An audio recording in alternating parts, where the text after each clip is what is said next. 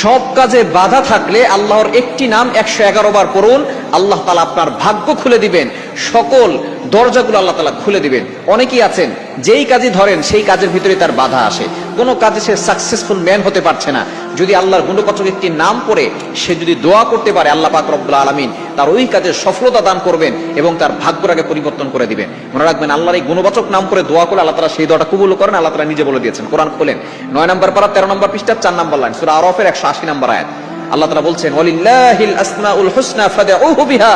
আল্লাহর এই গুণবাচক নাম করে দোয়া করলে আল্লাহ তাআলা সাথে সাথে তার দোয়াগুলো কবুল করেন, তার ডাকে আল্লাহ তাআলা সাড়া দেন। সুতরাং আপনি যদি কঠিন বিপদে পড়ে যান, কোনো কাজই হচ্ছে না, সব কাজে বাধা হচ্ছে এবং আপনি কোনো কাজে সফলতা অর্জন করতে পারছেন না, আপনি ফজরের নামাজের পরে আমলটা করবেন। ফজরের নামাজের পরে আপনি প্রথমে 3 বার দুরূদ শরীফ পড়বেন, এরপরে আপনি আপনার ডান হাতকে বাম হাতের উপরে রাখবেন, রেখে আল্লাহর গুণবাচক নাম ইয়া ফাত্তাহু 111 বার পড়বেন।